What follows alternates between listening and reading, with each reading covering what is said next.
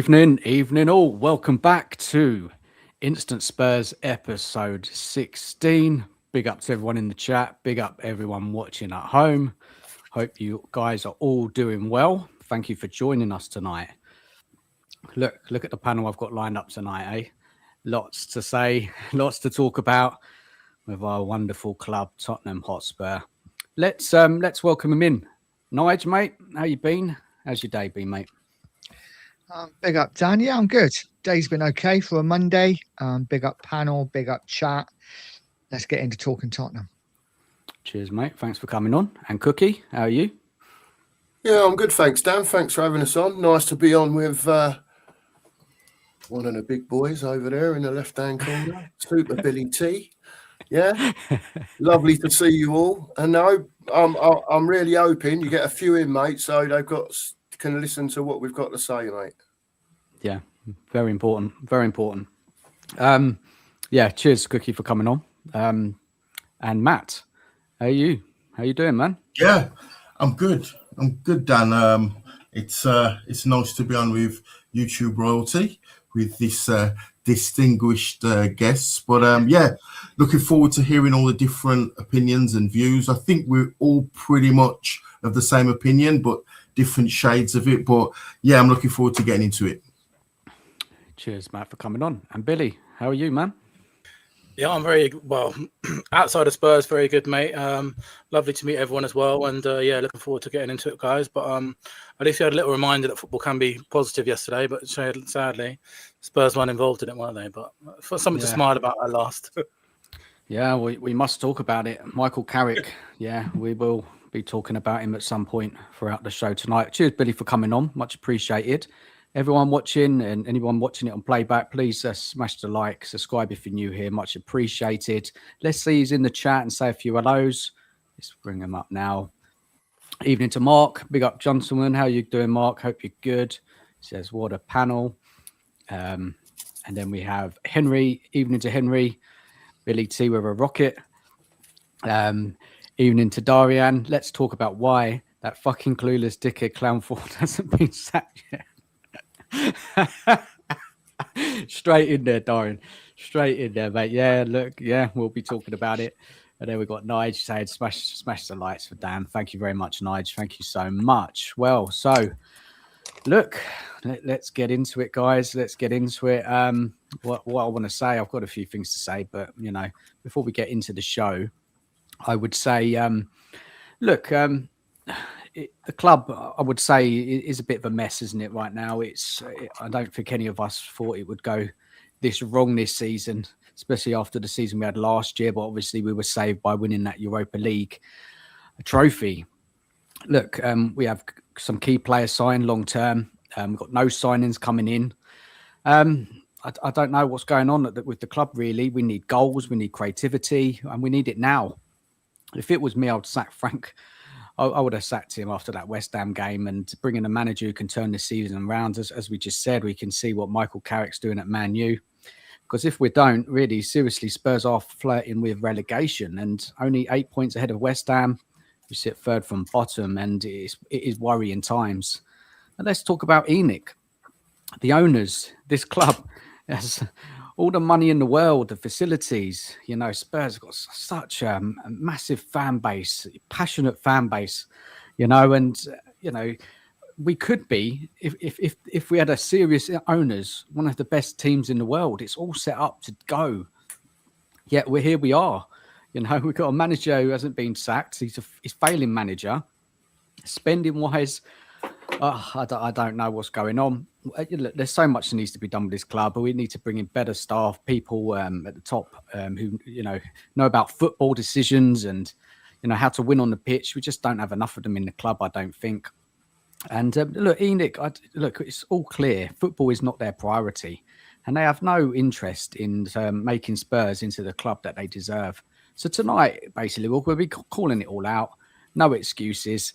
Let's talk about why this mess exists and what actually is going to take to fix it. So, yeah, big up to everyone joining us. Let's get into it. I think I have a question I want to start off with, a bit of, what do you call it? know when you have a question to start off the show. Guys, help me here. What they call it? Icebreaker. Icebreaker. That's it. Cheers, Billy. Have an icebreaker for you all, and we can get stuck into it. Let's have a little look here. Where is it? Where is my icebreaker? Okay, so right now, what actually is Tottenham Hotspur? And not what it claims to be, not what it was, but what is it really today as a football club? Anybody could take that one first. I don't mind going first, mate. I'll go first. It's a bloody mess, mate. That's what it is from top to bottom. And people need to understand, right? ENIC have been here for 25 years. I'll go down the ENIC route first. There's many other routes we can go down, but we just get the big one out of the way first. ENIC have been here for 25 years, right? I've been screaming, as many of us has for years, to get Levy out. So finally, Levy was pushed out the door. A load of us were happy, including me. A lot of people were still a bit sceptical because ENIC was still in charge. Right? I'll be the first one to admit when Levy went, I was over the moon. I ain't set foot in that football club for 25 years since they took charge. Right? And like I said on Nige's show, I'll probably get less than that for murder. I went to the protest for the West Ham game, travelled down from Manchester. Right? Phil P got me a ticket for the game. I met Billy while I was there for the first time. Met a lot of people that I haven't met for the first time. Had a great day. Walked into that stadium and thought, wow, look at this. And the first thing I thought was, what a money-making machine this is. That's the first thing that entered my head before I even walked up the stairs to look at the ground. So I finally went upstairs, stood at the railing there while the players were out on the pitch, warming up, looking around. First thing I did was look to my right-hand side. I was in the south stand on the left-hand side, looked to my right-hand side, because that's where I used to stand over there when we were winning the UEFA Cup in '84. So the game takes place, and I think to myself, the crowd, it was very on and off the crowd. There was lots of times when all you could hear were West Ham singing. Right down the other end. It was like almost soulless in the ground. That is not the Tottenham Hotspur that I want to be seeing. It's not the Tottenham Hotspur that I remember. I was watching those players on the pitch prancing around like a load of prima donnas in probably the second most important home fixture of the season behind Arsenal. Local derby. So I'm watching on the pitch and all I'm seeing is West Ham players playing around our players. Yeah, and then when it's quiet, all I'm hearing is West Ham fans up the other end singing for their team, while the other 50,000 people in the stadium, there's not a murmur. That's not what I remember. Right, these people at the top, you can blame the manager as much as you want. He's got a little bit to blame for the part that he's took since he's been here. Right, but ultimately, the people upstairs are to blame for all the years of what's been going on at Spurs. Every single transfer window, whether it's summer or whether it's January, you get all the words that come out. We're going to do this. We're going to do that. They do fuck all. And they never will. Because they're not interested. They're just making money. The whole thing now is an entertainment complex. I said to the lads earlier on, I feel like this club's being diluted gradually. It's all in very slow increments on the football side. What we've got playing on the pitch now compared to what we had playing a few years ago is absolute dross. And I mean dross. How can a professional football player not pass the ball 5 yards to one of his own players. 10 yards to one of his own players. I'm just finished with them upstairs. I will not go again until they've gone. I refuse to. I refused to give them my money for 25 years. They had 60 quid out of me the other week for a game. Fine. Yeah, because I might not be here tomorrow. I said to Nige, I might get hit by a bus tomorrow. And that would have been my biggest regret, not walking into that new stadium just to see what it was like. I've been a fan for 53 years. I'm 57 now. My first game was 1972. And it sickens me, absolutely sickens me at what Tottenham Hotspur have become. Listen, I could go on and on and on. But there's 4 other people here that need to talk. I'm sure they're going to say the same sort of thing along a different line. But just remembering it, we are Tottenham Hotspur, and you will never, ever take that away from us. Ever. Look, Cookie man, what a start to the show. Hey, that is passion for you. Fair enough, man. Honestly, fair enough, man. Big up to you, man. Yeah, I have to agree. I mean, who wants to follow that one up? It's going to be hard. Nige's out. Billy's got something to say. Well, I just want to say that was, if you could play that to every single executive that's sitting in that boardroom in Tottenham, I think we'd have that's more powerful than anything, isn't it? Because I think everyone that's sat in that executive board at the moment don't know the answer to the question. They don't know what Tottenham is. They're clueless. Like, we've got an Arsenal chief executive running us at the moment. We've got the son-in-law of a billionaire, child that has no history or no connection to Tottenham whatsoever. We've got now. I spoke to Paul O'Keefe yesterday, and he said that Charrington, our executive chairman, the guy that's taken over Levy, he did not know how many players were on a football team. That's a genuine. That's not a joke. He didn't actually know that there are 11 players in a football team. And these are the people that we're trusting to make these decisions. They don't have a clue about anything that's transpired over those 53 years of Cookie being a Tottenham fan, because they're not Tottenham. They never will be Tottenham. The only thing they know about is spreadsheets and profit and, maximizing gains and stuff like that. And in answer to your question at the beginning, what is Tottenham at the moment? Tottenham is a billionaire's cash cow masquerading as a football club. Like, none of the football decisions are made to try and improve the football team. None of the football decisions are made to try and make us ambitious and win the Premier League. They're made to maximize the amount of profits for these billionaires that live on the Cayman Islands or the Bahamas at the expense of fans. And, they take it for granted, because someone made a really good point about ENIC, and they had 3 football clubs. They had one in Scotland, one in Greece, one in London.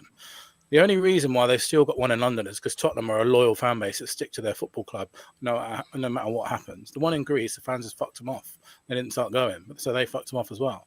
Tottenham are a loyal fan base that will continue to turn up week on week on week, and give money to these owners. And I never ever judge people, because a lot of people, with the work that I do for Change for Tottenham and stuff, people say we need to boycott the stadium, we need to stop going and stuff like that. And I respect anyone that does that, but I also respect people that go, because football is our life. All of us. That's why we're sat here talking. And I'll never let a billionaire take that away from us. But the sad reality is, those people that are the ones that are making this decision do not have a clue what Tottenham is, and all they care about is profit. So, in answer to the question, year on year on year, we're slow, and exactly what Cookie just said, basically, we're slowly losing all of our identity. Now, 10 years ago, we had a really clear identity. We had a young English team, Pochettino, we had teenagers, we had Dele Alli, Harry Kane. We had a clear identity of what we are, who we want to be, the kind of football we want to play. All of that has declined in the last 10 years, and now we're left with nothing. We're just a corporate bowl masquerading as a football team. And I think the only thing that's going to happen is it's going to get worse until ENIC are gone. Look, and I think, well said, Billy. Very well said. I think at this point, I think we do need to talk about, and I'll hear from Matt and Nige in a minute, about what's going on at the weekend. Billy, I don't know if you can share any more information. I mean, let me bring up this. There was this letter I saw online. Let me bring it up, and you maybe want to kind of go over it. So talk to us about this, Billy. Yeah, so I mean, again, thank you to everyone that came to the protest, and thank you to this show for always supporting James of Tottenham. But I'm absolutely baffled, mate, to be honest, that we're 26 days into a transfer window and the squad has got worse. So, we've had 5 long-term injuries in January. We've signed Conor Gallagher to replace Bentancur. We've signed a teenager from Brazil, but we're badly lacking behind. And I think anyone that is thinking that the Lewis family or ENIC 2.0 or the Tavistock group, whatever they're called now, were going to be something different. Well, this January has proved what we were talking about before we came on air, that a leopard does not change their spots. How many transfer windows are we going to go into with these owners and leave the manager, leave the team short? It's another one in January. We're in a relegation fight at the moment. We're looking over our shoulder at West Ham, they've won 2 consecutive games. And Tottenham are just sitting on their hands doing nothing.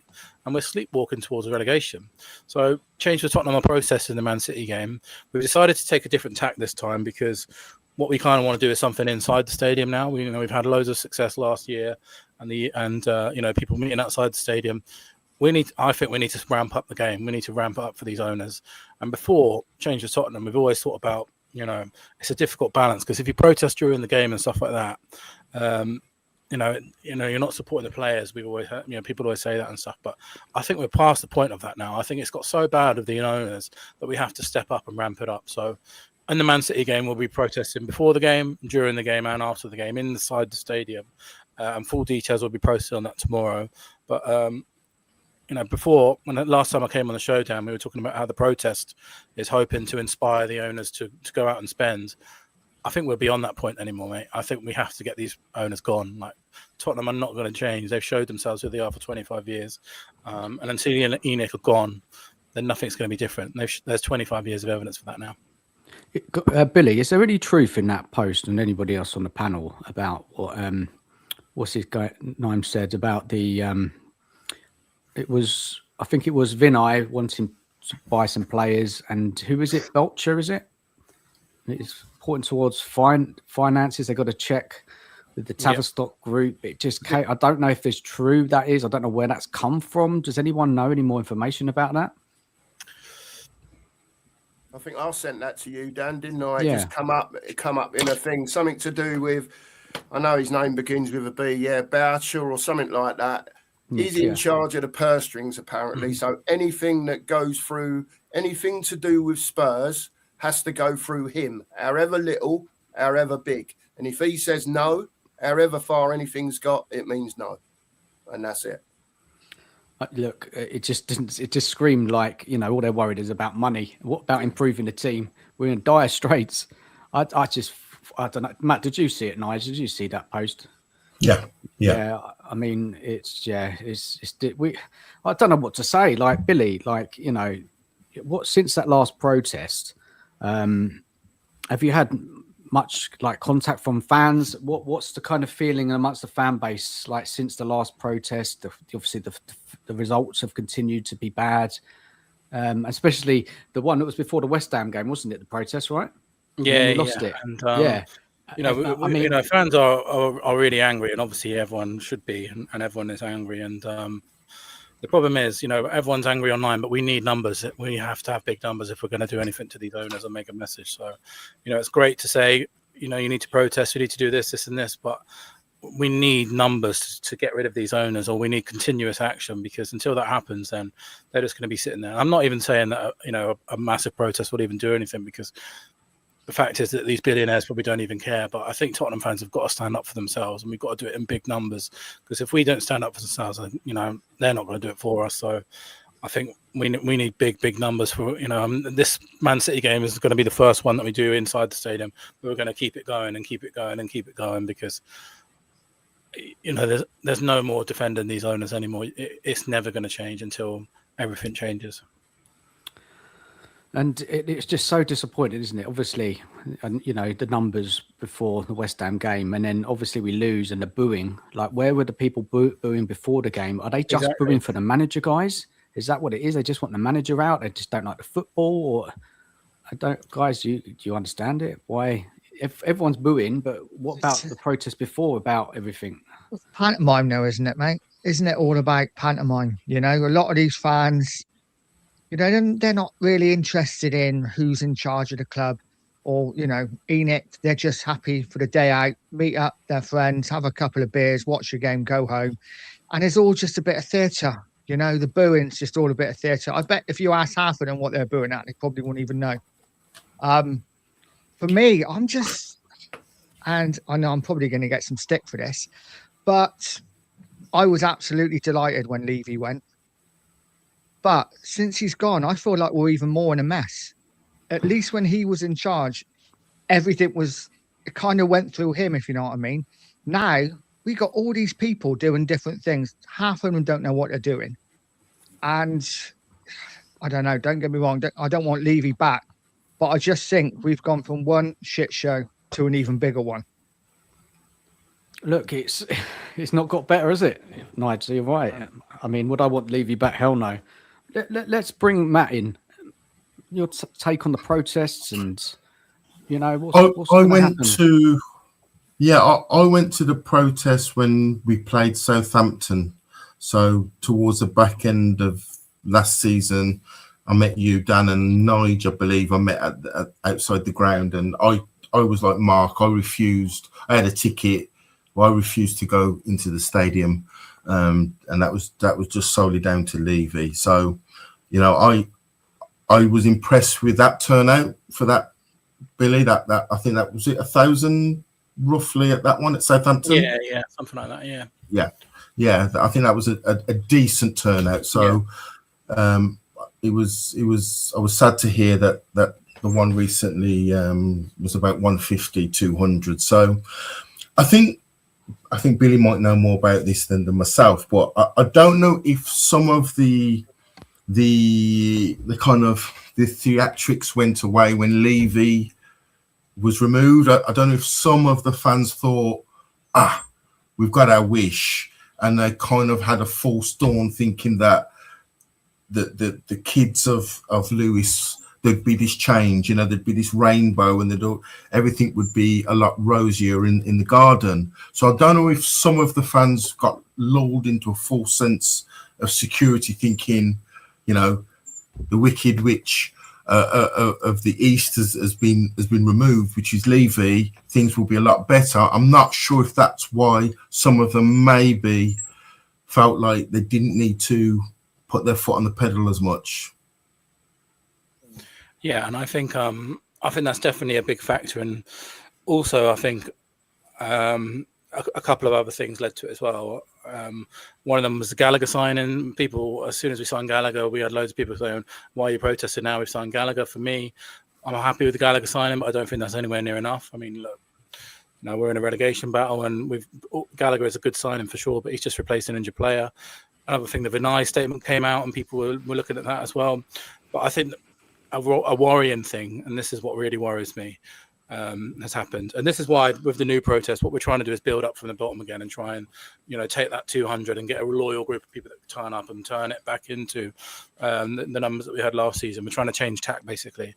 A real worry for me, mate, is I think a lot of fans that really care about this football club have just given up now. And that's why you're seeing that people are not even attending the games anymore. The stadium attendance for a Champions League game was 50,000 or whatever for Dortmund at home.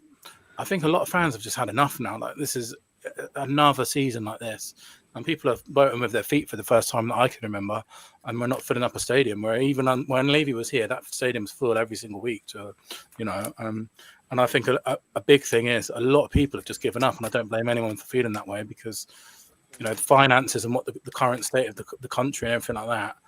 You know, how can you keep going to this and this and this and this when the product that we're getting on the pitch is absolutely woeful, and it has been for the last 3, 4, 5 years?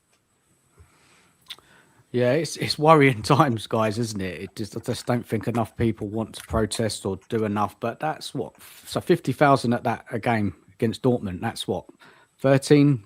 What's the capacity now at the stadium? 62,700, something like that. 13,000 empty seats. That's a lot. That's a lot of fans missing, isn't it? I mean, surely somebody's looking at it, looking at the finances there, worrying about what's going on here. We've taken a hit on that match. I don't know, guys. Look, we'll come kind of come back in and out of it. But Billy, thank you for the update on the protests, and you know, keep everybody up to date. What's the kind of the best way you're kind of sending out the message. I know you're on YouTube a lot. X. Always a Change for Spurs Twitter, mate, is the best place to go to for anyone. Place. And we'll always be around home games and stuff. But Change for Spurs Twitter is the best place for sure. This one we're going to do some stuff in the stadium, so some of the stuff we're keeping under wraps. So that's why we've set up a little WhatsApp community if anyone wants to join with information, because obviously when we're doing stuff in the stadium, it's probably in our best interest not to make everything public. So that'll probably be posted in the WhatsApp group, but that's all that information is on Change for Spurs. But I think QR code, isn't it, Billy? On that, QR on that code, letter? or if you just DM the Twitter, we'll send you a link or whatever. But man, it's just I can't believe that we're sat in this transfer window, mate, with the amount of work that we've done when we're staring relegation in the face at the moment. Yeah, look, let's try and kind of get some order with how we're going to proceed tonight. We're probably going to start off with the game at the weekend. Big up to everyone watching. Thank you for being here. Please smash the like, subscribe to me, subscribe to Nige, Cookie, 2 Marks, and Billy as well. The whistle blows, right, Billy? Is that right? That's right, mate. Yeah. Just want to make sure I got that one right. But yeah, I'll just put their links in the chat. I'll pop them out throughout the night. So look, let's talk about the game at the weekend. I think that's a good place to start. Let's have a little look and see if I've got a question for you. And I think regarding this game, for me, I don't want to totally focus on that particular game. Of course, we can talk about what happened and certain aspects. And if anybody on the panel in the chat wants to say anything, but it's 2 wins out of 14, right? We've dropped points against West Ham, Bournemouth, Sunderland, Brentford, Nottingham Forest, and Fulham. And obviously, we've had those embarrassing defeats and performances against Chelsea and Arsenal. This is shocking. This is absolutely shocking. And it's like, how on earth can a team like Spurs, with the resources that we've got, the money that we spend, can perform like this? What is going wrong week in, week out on the pitch? So look, maybe we'll focus a little bit more on Frank at this stage, because he's the manager. He's making the decisions. Let's take it from there. So, anybody can go with this one. If anyone wants to talk about that, just kind of general, the football is terrible, the results are poor, and I can't beat teams in the relegation zone, can't beat bottom half teams. Who can we beat anymore? I mean, it's shocking stuff, honestly, guys. I think the football. Yeah, I'll just. Oh, go on, Matt. You go, Matt. No, I've just before you go, Matt, I just one stat. No Premier League team has picked up fewer points than Spurs in 2026. We've only played one team in the top half, which is Brentford. So all the other teams we've played this year have been in the bottom half, and we've picked up the fewest points. So statistically, that means we are in serious trouble. And I'm not sure how many of the fan base have really cottoned on to this. We are facing relegation seriously head on. Sorry, Mark. It's all right, mate. No, that's all right. Are you done? Yeah. I just wanted to share that.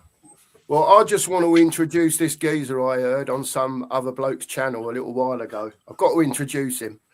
This geezer down here in the bottom corner, right, come up with this mega stat that no one's heard of, right? And I want to introduce him to give it, because I think it will put a lot of perspective on what's going on at Tottenham Hotspur. So, Billy T, over to you, sir. Right, so this is so if you remember the Conte rant, yeah. So the Conte rant was a watershed moment for Tottenham. That was 3 years ago, right? So since that rant, Fulham, Brentford, Brighton, Crystal Palace have all picked up more points than Tottenham Hotspur. All of those teams that I just mentioned there, teams that we look at as being mid-table relegation fight teams, in 3 seasons, all of those teams, I'll just say them again: Brighton, Bournemouth, Crystal Palace, Brentford, and Fulham have all picked up more points than Tottenham since that Conte run. So we are not. This isn't a blip. This isn't like we're a one-off relegation season. We are heading sleepwalking, I would say, towards being a middle bottom Premier League team and even a relegation team. So it's worrying. This is That's a 3-year period now, not just a blip. That's Fulham, mental. Brentford, Bournemouth, Brighton have all picked up more points than us now. Is that your stat? Did you find that, Billy? Jack picked Brook from the Athletic, to be fair. Yeah, he said it. When did that come out? Today? That's Today, yeah. mental. That is scary stuff. And look, let's just kind of take it back to the manager, because obviously, you know, there is a theme of decline. Sure, you know, we can all see that. That just says it all, doesn't it? I mean, Thomas Frank, why is he still here? Why is it going so wrong? You know, let's just talk about Frank for a bit. You know, why isn't he? I don't know what to say. The players are declining. I would say the system doesn't work. I mean, he tried a back three with wing backs at the weekend, and I thought, okay, you know, some fans said, well, it's too defensive going back three against Burnley. But you know, if you're going to use the wing backs, get the width, create some chances that way. I was like, okay, well, let's see what this looks like. But even that, we struggled. And there was a picture I saw today online. I'm sure you've seen it. Let me show you guys this here of the game. You probably saw it. Midfield. Where's the midfield? I don't know. Look, a lot of people I've spoken to and I've listened to is that they're set out with no kind of plan of what to do. You know, they changed the formation. I mean, the defending against Burnley was terrible. It's all well and good our centre back scoring goals, which is wonderful stuff, because lucky they do. But what about the defending against Burnley in that game, guys? It was shocking. You know, I just feel this is you know, we can talk about Frank. Frank is not the man to take Tottenham forward. He should, in hindsight, and I was one of these fans who was quite excited when Frank came in, because I thought he will stabilise the club, he will improve the players. I was totally wrong. But for me, this is a continuation of last season. We were terrible last season. How many podcasts did we do saying Tottenham are awful? You know, we're sleepwalking into relegation battle. We said it all last season, and this season has been no different. I agree. Frank is not the man, but I do think the players need to take some responsibility, because I just don't think they're up to it. I really don't. I don't think they're good singing enough. their praises, Nige. The centre backs, our defence. We've got a really good defence.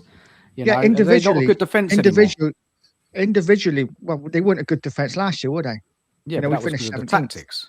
So what are we saying this year? Nige, Yeah, possibly. Was it because of the tactics? I don't know. You know, and we blame the tactics last year. You know, there's no doubt we're open. All I'm saying is we were terrible last year. We're terrible this year. Ange wasn't the right man. Frank isn't the right man. I don't know where we go. There is no doubt that for me, Frank has to go. He should have gone before the West Ham game. For me, that West Ham and Burnley were the two biggest games of the season. We get 6 points there, we can forget about relegation. You know, I think we're safe. And it's stupid saying it, but we are literally in a relegation battle now, because we've got 4 really tough games, even the games afterwards. I think we've got Liverpool away, we got Palace, we got Fulham away. We got some really tough games coming up, and we need points badly. And for me, we should have had a new manager in before the West Ham game. So, Nige, what's Frank doing wrong then, in your opinion? I know you say you want him gone and he needs to go. Where is he getting it all wrong? He's too pragmatic. He's always looking at how he's going to stop the opposition instead of thinking how we can hurt them. And that's the biggest thing for me. He's just too pragmatic. We're not brave enough, you know. And I hate saying it, our motto, to dare is to do, but we don't dare. So how are we supposed to do? You know, we haven't got the forwards to score goals. You know, our forward line is probably the worst I've seen in the 45 years I've supported Spurs. But we have got good enough players to at least pick up some of the results that we haven't. It's a really tough one. I don't know. I just think the players maybe aren't playing for Frank. Maybe he's lost them. Certainly the fact he's lost the fans, I just think is getting worse week in, week out. And we should have probably got rid of him by now. Cheers, Nige. Let's welcome in Chris. How are you, mate? How you been? Well, on a personal level, I got bitten by my dog today, so that so it could have been better. But away from football and dog bites, then I'm all good, mate. Thanks. How are you doing? How is everybody? Yeah, we're all a bit miserable here, I think. You got a joke for us to cheer us up? Not really. Dan, I'm not a Dan, jokey kind of person. For me, just to kind of add on to what Nige said, I think whether people were Angie in or Anjo, or whether people were Frank in or Frank out, the observations for me when Frank got the job was, this is a step up. This is a step up from Brentford to Tottenham Hotspur. Not only is he going into a club with a lot more scrutiny, he's taking over a club that's in the Champions League. So those are some big question marks that I had. How is he going to manage a club with a lot more interviews, a lot more scrutiny, some high-profile players, a club that's come off a bad season and also going to have to play every 3 or 4 days?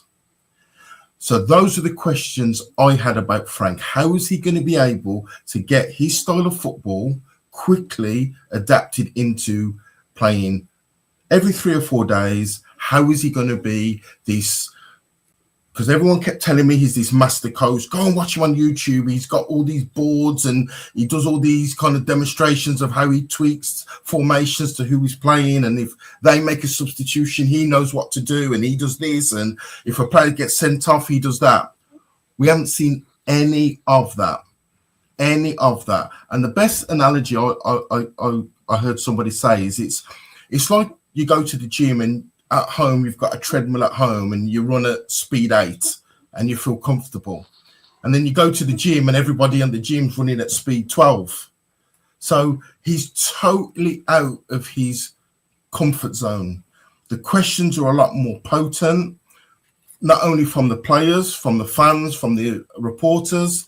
And I think he struggled. I really do think he struggled. I think his football does not work at Spurs. He's in the Nuno. He just gives me Nuno vibes. Decent manager, wrong football club. You know, and I'm just amazed why there's been so few YouTubers that say, so many YouTubers are saying you could change the manager, but we didn't hear that speech last season. Nobody seemed to talk about the players last season. Everything was about, he's a PE teacher, he's got to go. I keep turning up every week and watching dog awful football. Why is that changed now? Why can't we scrutinise Thomas Frank? He's got 2 wins in 14. Let's rub out his name. Just say a football manager's won 2 matches out of 14 and just do a poll. Most people would say that manager's got to go. But we've now got to have allowances because YouTubers are saying, I don't expect anything. I don't expect anything with these players. We've got the worst forward line. Hang on. 2 years ago, we lost our talisman, Harry Kane, 3 days before the season started and brought in Brennan Johnson. Nobody mentioned how many GA we lost that season. Nobody mentioned it. When we lost to Chelsea, that famous down to 9 men, nobody mentioned Harry Kane and how many GA we've lost. It was all on the manager. We've now got to pivot away from that now because what do you expect, you know? Look at the players he's got. Everybody was salivating when we signed Xavi Simons. Everybody was salivating when we signed Kudos. Now we've signed Gallagher. Here's my question for some of them YouTubers. How many players will it take for us to sign for you to say it's on the manager?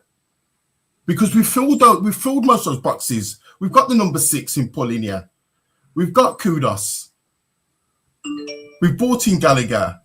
We've got Xavi, the number 10. But they'll find another excuse. It's a great rant, but all of that about last season is just simply not true, that people weren't criticising the players. They were criticising Werner. They were criticising the Tell signing. Come on, Chris, mate. It was all on Ange. It was all on Ange last season. It was all on Ange. So no one criticised Tell, no one criticised Werner, no one said Son wasn't up to it, no one was saying Bentancur wasn't the same after his injury. None of that happened, right? 10%, maybe. Game's all over. 90% of it. I'm not saying they weren't blaming 90%. Ange, but to say they never blamed the players is just not true. I barely heard any remarks about the players last season. It was all on, he's a PE teacher, get this guy out of our club. Thank God for that, because he was.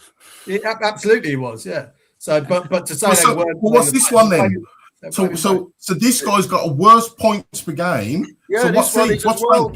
Matt, this one's no better, Matt. And who's not blaming Frank? Because every single stream I go on, everybody is blaming Frank. Okay. I wanted Frank, Matt. Like Nige said, I think Dan wasn't his first choice, but he wasn't averse to it. I don't know about Chris and Billy, but I advocated for Frank. I said, yeah, come on, let's get a coach in. Let's upgrade these players a little bit. But, mate, I'll sit here again for the third time on the stream. I was wrong. Sorry about that. Just that it was an opinion. You know? Look, this is why. Yeah, he does have to go, though. Correct. For me, yeah, I'll just get my bit over, right? I think, like I said at the beginning, Dan, I think it's a mentality thing through the club. If the hierarchy are not setting the mentality, and we were saying this over a year, 2 years ago, if the mentality's not right at the top, you will not get consistency on the football pitch, right? The people at the top have got to buy the quality of player to get to where you want to get to, whether that be mid-table, whether it be Conference League, whether it be wherever. We'll always have players that will give you an 8 out of 10 now and again. But how many players have we got that will give you that every week, or that will give you 7 out of 10 every week? We haven't. And it's been Spurs' biggest bugbear for a long time on the pitch. Consistency. Yeah. And for some unknown reason, Poch came in from nowhere, and whether you can say he got lucky, for whatever the reason, he managed to assemble a squad of 14, let's say, yeah, that managed to do what it did, yeah, but they never got him over the line. 510 days without a signing. That was in spite of the ownership, not because of the ownership. Yeah, it was, Matt. It was. Yeah. But look at us since then, the steady decline on the pitch I'm talking about. What they're buying upstairs, not as individuals, but to make as a team. There's no identity. There's no plan. But let's just rewind it back a bit, because I hear what Matt said, and I felt, and yes, we did complain about players last season, but the biggest guy got the hit was the manager, right? This season, it feels like the players are getting more of the hit than the manager. Everyone's fed up with the manager and they want him gone. They've realised. Can I just quickly say my opinion on the manager and why I said the players? I think under Ange, and I was very much one for Ange has to go. He's the worst manager I've ever seen. I didn't realise maybe how bad the players were until this season. I put it all on Ange, and maybe that's my fault. This season I'm watching it and I'm thinking, well, if Frank can't improve these players, maybe it wasn't all on Ange. So that's on me for blaming it all on Ange last season, not the players. And this season, the reason I'm pivoting more to the players as well, listen, it's Frank's fault too, because clearly the players aren't good enough, because they were crap last season, they're crap this season. But Nige, again, Frank's, Ange and Frank could be both doing bad jobs, and that we are missing that coach or manager to get more out of these players. It could happen. You could get 2 bad coaches in a row. This is what we started this show and we've mainly talked about Enoch, right? That's where it went. We saw it. We've been on it. Yeah. Everybody watching. But this is why I wanted to bring it back to Frank, because I think it's important that we talk about where he's going wrong and why. And yes, we can blame the players. And of course, there are players we need to ship out. We need better players, of course. But really, 14th in the league, they're that bad? I don't believe so. Anyone?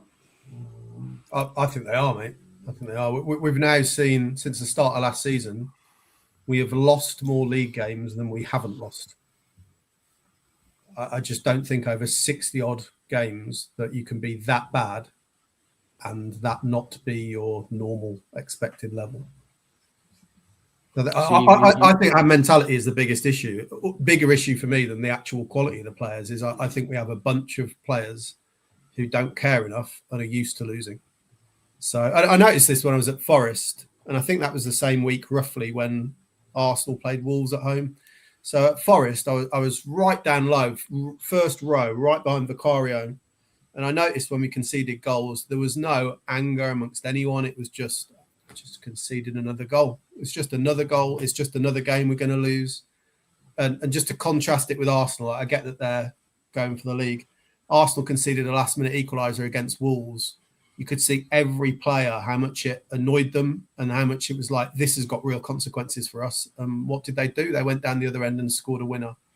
Our players are just immune to losing at the moment. I don't think they give a crap, which is why I'd advocate, it probably won't happen now, for a signing like Robertson, just because he brings in a bit more of a winner's mentality. And we need to raise our standards, which is why I'm also in favour of Gallagher, Palhinha, those sort of players.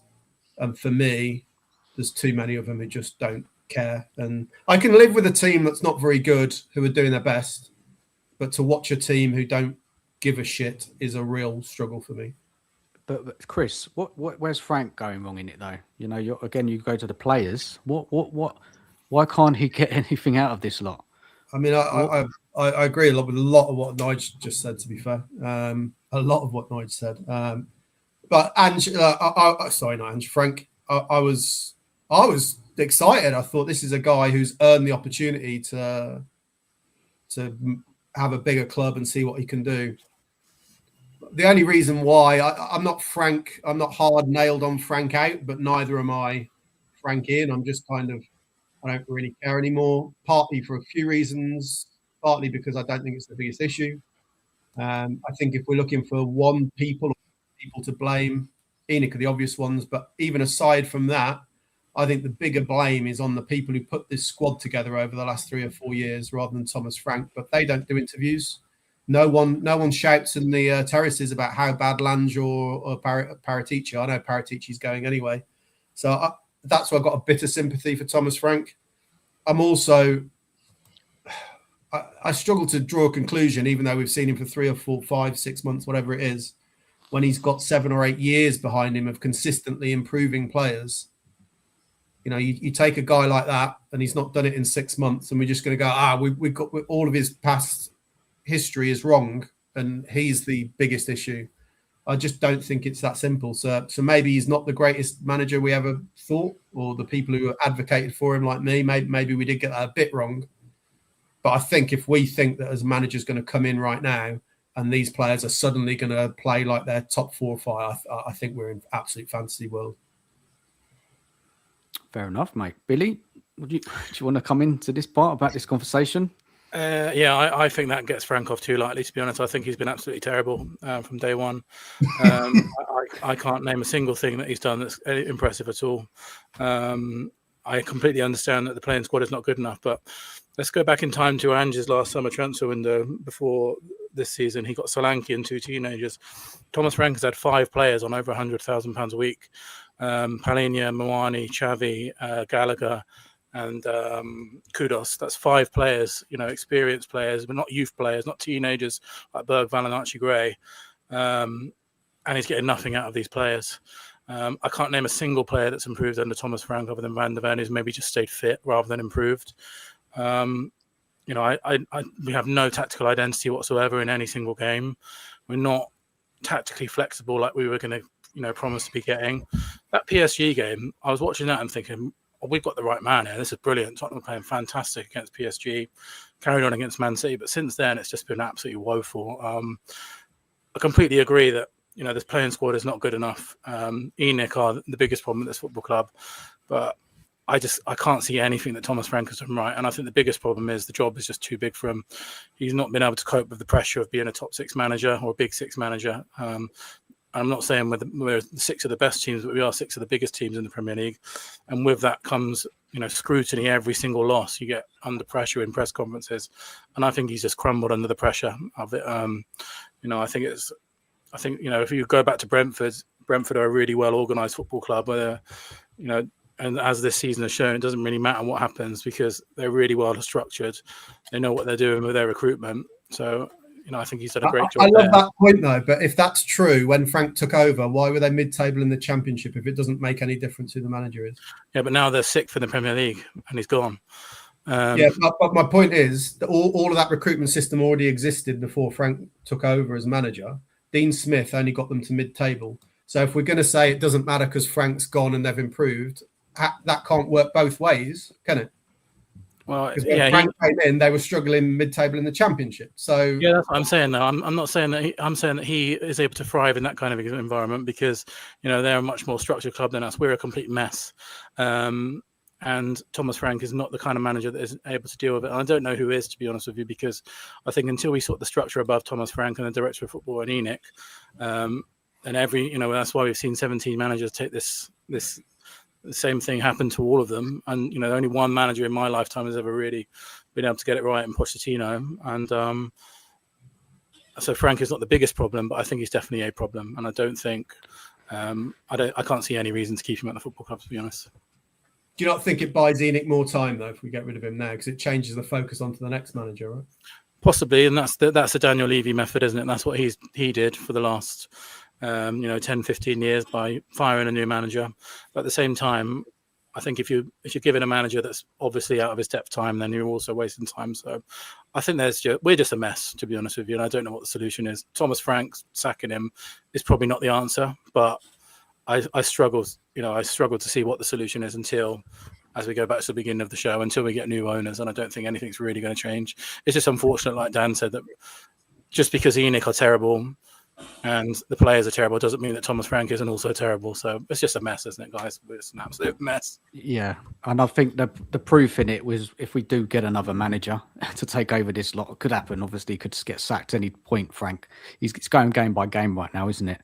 Then we'll see. But then again, it depends who that manager is, doesn't it? Like we probably all got managers in our minds who we want. Sorry, Matt, go for it.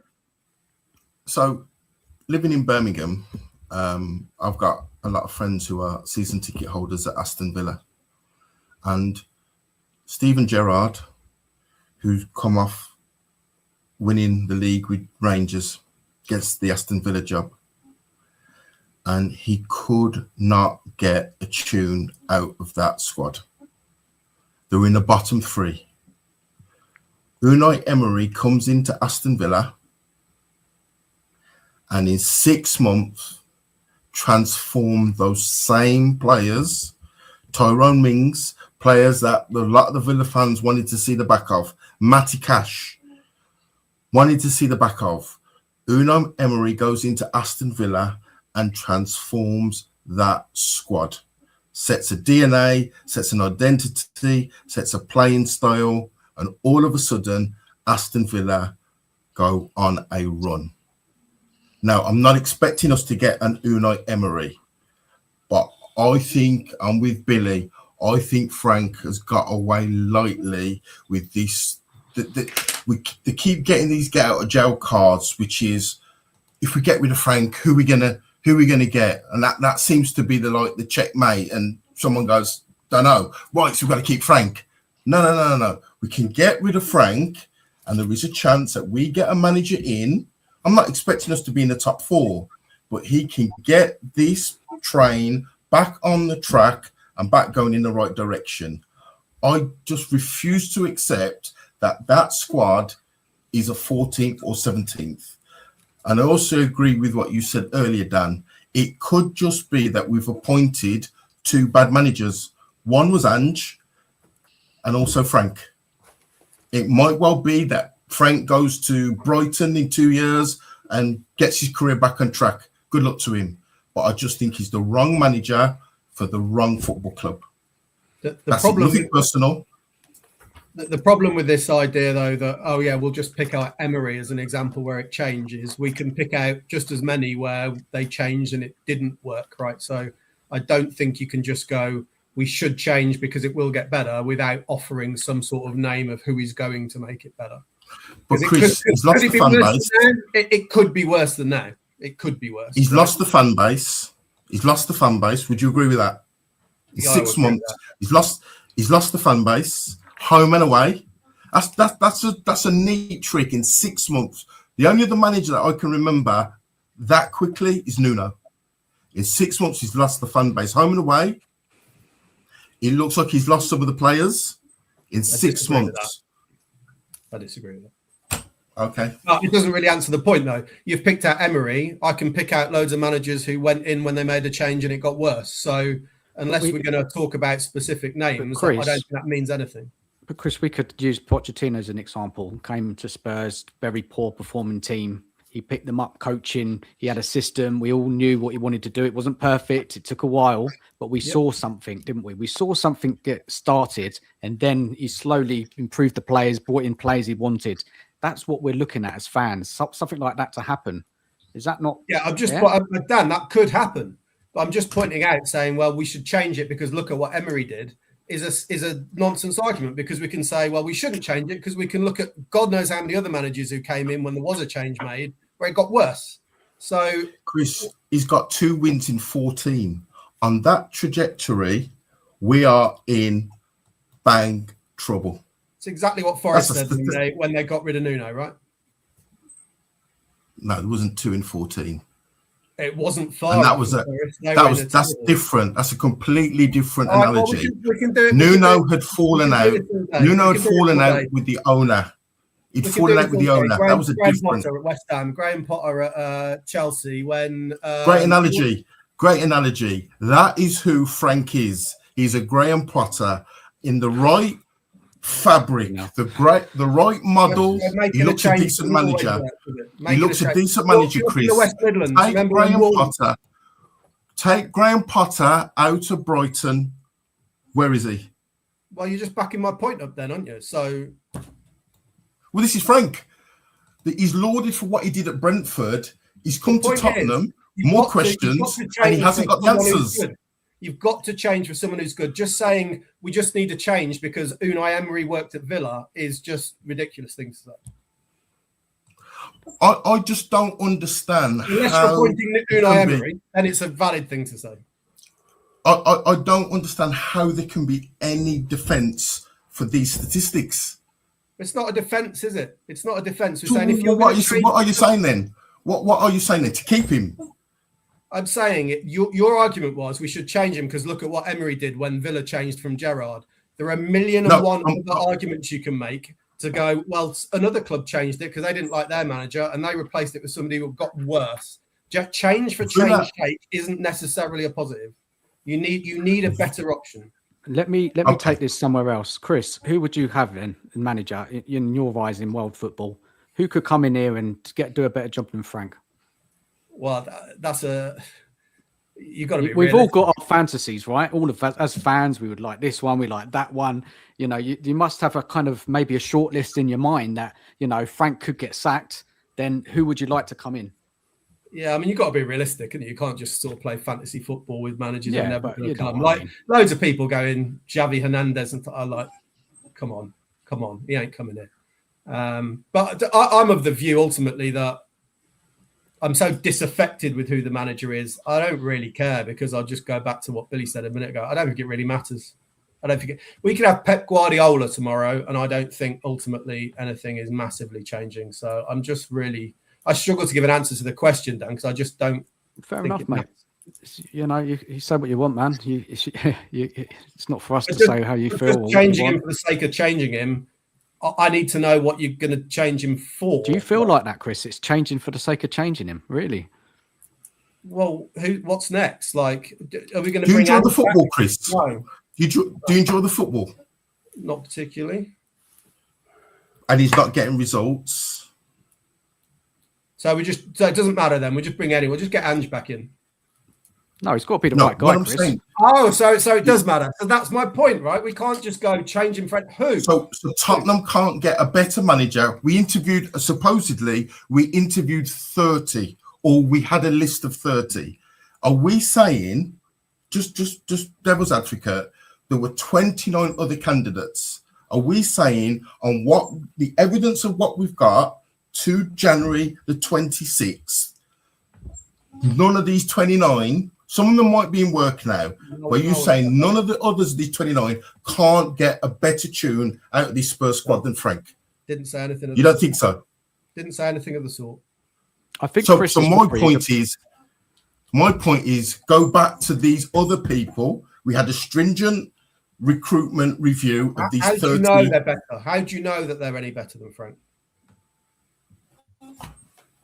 Well, statistically, he's the worst manager of our Premier League 32, 35 years. He's got the lowest amount of points. Back would be a good thing then. I'm not saying Ange. What I'm just saying. Give me someone. I'm saying. Oh my gosh, a name. Glasner. There's one. That's interesting. Put money on the table. But the problem with that is you're just saying, are you interested? Is the football entertaining? But now you want Glasner. I think he's. Do you think he's a better manager than Thomas Frank? Do you think Glasner is a better manager than Thomas Frank? Probably, yeah. But are we factoring in how we want Tottenham to play? Because you were just talking about the kind of football. Glasner plays a defensive counter-attacking style. So now we're going from, we don't like the football Frank plays, but we're going to go and employ another guy who plays similar football. What I would say is the evidence of Crystal Palace to what I've seen of Thomas Frank in these 6 months, I'd rather watch Glasner's style of football. I mean, how are Palace doing, by the way? I think they've we're going to ignore that. We're going to ignore that Palace are probably not at all. He's having a bad run of fixtures. They're below us in the league. Yeah, but Chris, why now? Why though? He keeps losing players. They're not backing him. I agree with that. But then you can have those arguments as well. Are the players he's currently got playing for him? Probably not, because he's leaving, right? So I'm amazed. He's overachieving massively with Palace. Chris, if ever I'm in trouble with the law, I'm going to employ you, Chris, as my defense lawyer. By the way, I haven't said he's any good or anything. I just think just going, let's change because anyone's got to be better is a silly argument. No, but we can't stand still, man. We can't stand still. We've got to do something, man. We can't go on like this. It's a really interesting conversation, but don't we have to get back to the main point is that we have to find that identity first. Because all I've heard is this manager is better than that manager. And we've gone from Ange to Frank, and now we're talking Glasner. Exactly, Nige. So if Glasner comes in and he doesn't do well for the first 10 games, what are the fans going to be saying? Doesn't play the Tottenham way, doesn't understand what it's like to be Tottenham manager, thinks he's still at Palace. Look, it could happen, Chris. This is why it's a club. You could be right. It's a club we need to get our identity first and then find a manager to play that identity and stick with that format going forward. Even if the next manager doesn't work, keep that identity for the next manager and so forth. Because we just keep chopping and changing. And the problem with that is the people above Thomas Frank and the people above everyone, they don't have a clue how to have an identity. They don't know themselves. Like we've got Vinay, like he's an Arsenal guy, and Parati's doing one to Fiorentina. Langer is one of the most incompetent people I've ever seen in football, and the people above them, the Lewis family, they don't have a clue what they're doing either. So until those guys sort it out, do you trust those guys to give us an identity? I don't even know if they even know what a Tottenham identity is. That's another question, Billy. Is it worth sacking him right now? Because then you're going, well, we'll let these guys choose the replacement, right? So it's a difficult one, isn't it? It's a worry, isn't it? It's a worry if they'll choose the right guy. That's why I don't care, Dan. That's why I don't care, because I don't have any faith in them, and I think it's just going to be as bad with the next guy. Yeah. Okay. Look, where should we go now with this? Whilst Chris has jumped on, Chris, relegation talk. You're not having any of it, are you? Tell us why. I just can't see it. I mean, we've got. I don't know if I've still got a tab open on my computer with it. We've got like Everton and Leeds are winning, by the way. Just to add to the. Everton and Leeds and Leeds are level on points of us now. Realistically, we probably need 6 points. Okay. I just can't see us going through the rest of the season and not winning. As bad as we are, we stunk out a victory at Palace. We'll probably stink out a couple more wins. And the amount of games we've got, it's not just about how bad we are, right? But the teams below us have got to pass us. Leeds are winning, fair enough. West Ham have won 2 games, but they've still hardly won any all season, right? Are they suddenly going to go on a winning run of 4, 5, 6 matches? Is it out the Maybe question? they will. It's not impossible. But yeah, this is what I mean. Isn't it? It could happen that West Ham win 2 out the next 4 and Spurs lose the next 4, and then what's the gap then? Yeah, exactly. But we'll still be ahead of them, and I just can't say. Look, I think Dan. My background is in gambling and bookmaking, and just look at the odds. The odds tell you how likely it is that we're going to go down. But having said that, Leicester were 5,000 to 1 when they won the league, so it's not impossible, but very unlikely. So you're not scared at all, Chris? You're pretty confident. I mean, come back to me in mid-March, and then we might have a very different conversation. But at the moment, I don't think we're bad enough. No. There's a lot of a fan base who's worried, though, Chris, and everyone on the panel. A lot of people are talking about relegation fears. Anybody else want to come in here? Cookie, we ain't heard from you for a while, mate. Yeah. I'm of a bit of a different opinion to Chris, to be fair, because I just think we're so crap on the pitch, and I think everyone will tell you that we're so crap on the pitch at the moment that I can't see where the next win's coming from. Chris could possibly be right, because it's quite typical of Spurs to go and stink out a result at Man City or a Newcastle or something like that. Do you know what I mean? Excuse me, nick a win here or nick a win there. But I just think, one, we're so poor on the pitch. 2, we've got no confidence whatsoever. So, losing every week, and then we've got the month like we've got in February. If we do have a bad run, yeah, and let's just say West Ham do nick a win and a draw out of those 4 games, all of a sudden 8 points is down to 4 points by the end of Feb. Then we've got March and April and a bit of May to go. Right? You tell me, Chris, I've got to tell you, if you think we're in a relegation fight, yeah, I know you don't think we'll get relegated, but if we're in a relegation fight with, say, West Ham and Forest, it's out of us 3. We're all in with an equal chance of going down. Do you think we've got the bollocks to get out of it in our team? Do you think we've got the mentality to fight, to go to war, to stay up? Because I don't. At the moment, I look at our fixtures we got left, and we've got Palace, Forest, Brighton, Leeds, and Everton all at home to come. Yeah. I just home form's good, Chris. I can't see us losing. And we got Wolves away as well, and I know. But see, Chris, all these teams, they raise their game when they really need to. All the Wolves and the Palaces and all that. Yeah, they'll have the art for the fight. Have we got the art for the fight if we are in that position? That's what bothers me more than anything. We're all saying here, we haven't got the players, we haven't got the manager. They've got 6 days to do something about it. We've got the shittiest forward line that I can remember. I mean, they are bad. Like, bad. Who, Mark? Who are you talking about is bad? All of them. I'm not talking about the kudos. Simmons, I think you've got to give him a bit of time, right? But Richie, Mawani ain't interested. Odibert, he's not ready. Tell, he's not ready. But I don't see upstairs acting like a big club. All the money they've wasted. Yep. Right? And I'll be the first one to say, Dan, Tottenham spend money. They do spend money, right? But they just don't spend it right. We've all had the conversation, we've spent 100 million and got 4 or 5 players for that. Go and get 2 of them. Yeah. We're bollocks now because we've got such a bloated squad. We keep talking about bringing people in. I haven't even heard of us selling anyone. Look, just everybody in the chat, thank you for watching. Big up for all your comments. Please smash the like button. Yeah, 31 in here. Please smash the like button. It really helps the channel.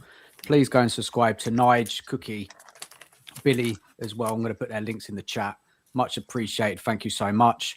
So, anybody else want to add to the relegation fears? Because I am worried because I just can't see us winning a game of football under Frank right now. I mean, I'm demanding Spurs do something in this transfer market. We've got some time left. We need creativity. We need goals. You know, we brought in Conor Gallagher. We'll be all right, Dan. We'll be all right. He'll bring Dancer on with 5 minutes to go, so we can take a couple of long throws. No, I don't want that. That'll get us.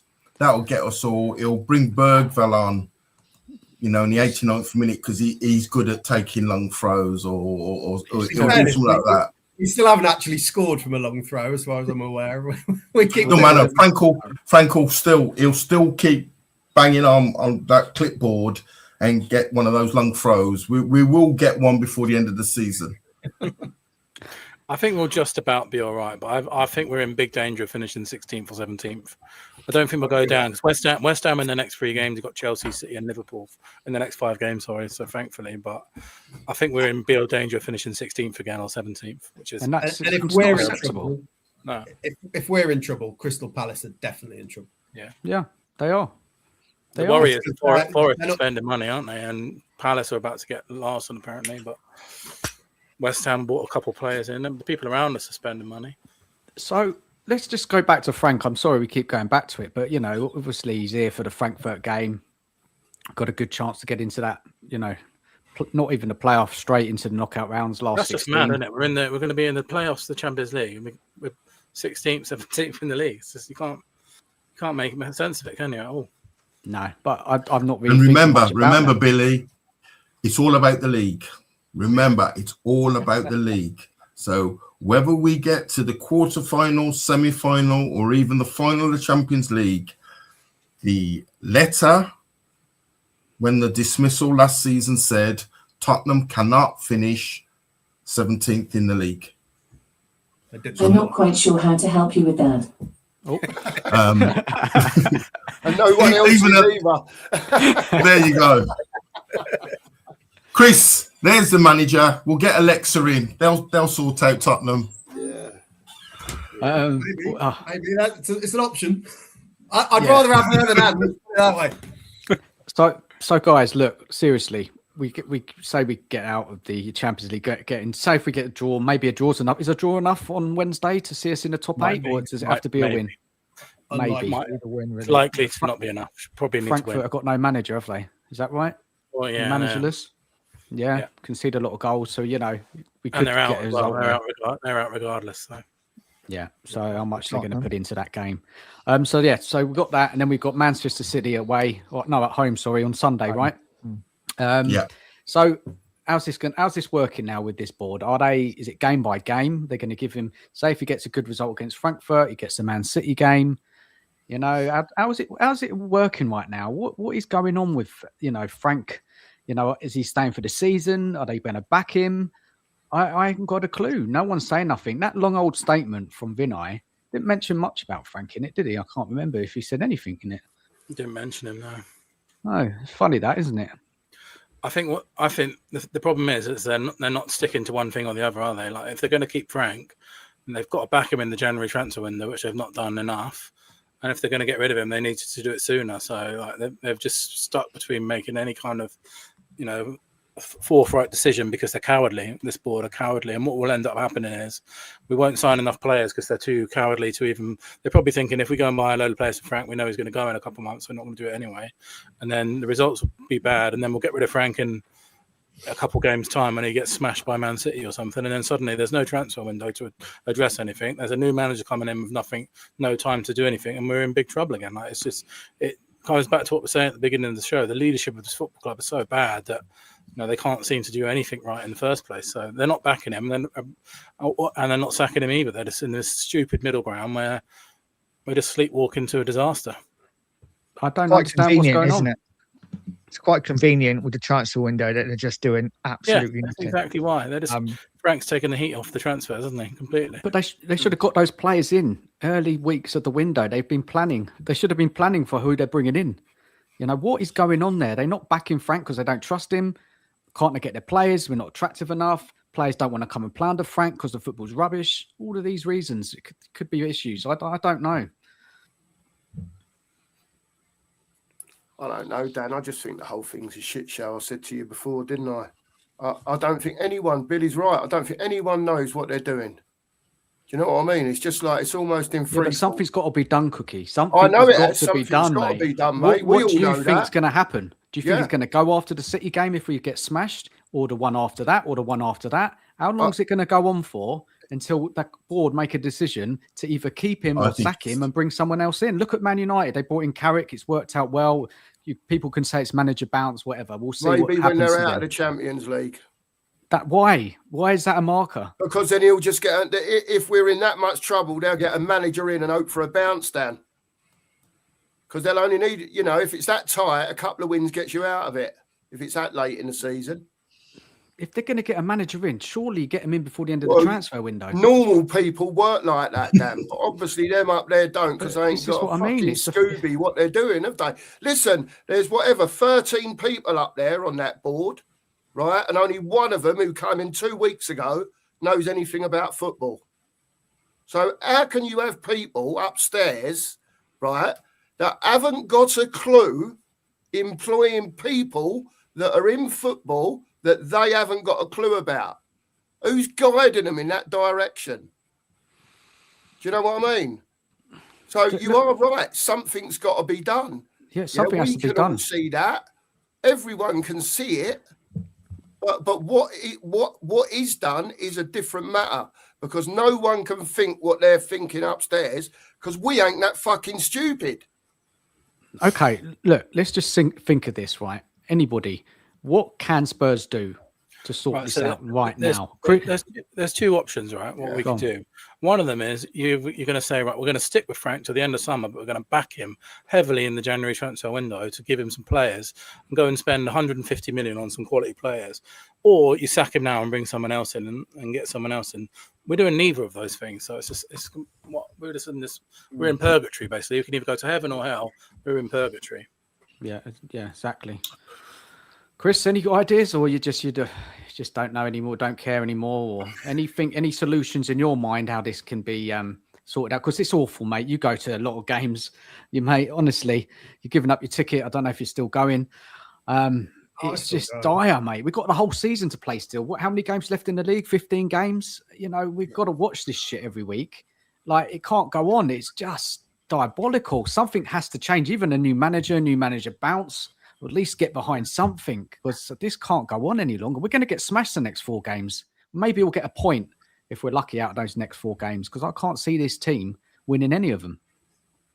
Yeah, but football's a funny game, isn't it? I mean, how many times have we expected to win and lost? And very occasionally as Spurs fans, we expect to lose and win.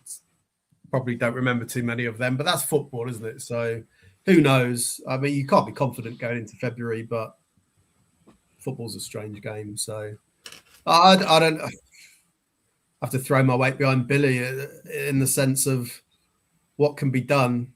We need new owners, and obviously he didn't like that. I've just offended him. I was trying to back him up, but all the rest of it for me, mate, is like a magician's sleight of hand, really. Just we'll sack Frank, look over here, whilst all the shit show is actually over somewhere else. And I just kind of like, unless we do it properly. The one thing I'll say in a small bit of defense, I know we've got all these new directors and whatever.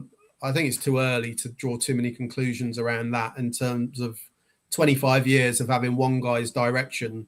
Takes quite a long time to turn around. So I'm a little bit more patient with them, although now is the time to do something in the January transfer window. So it's a concerning 26 days in that we haven't seen too much from them in terms of real doing things too differently.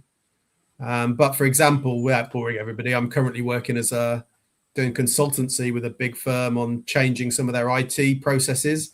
I can't do that in a few weeks. I'm like, hold on, you got to give me time, right? Give me time. Judge me in 3 or 4 months or whatever it is.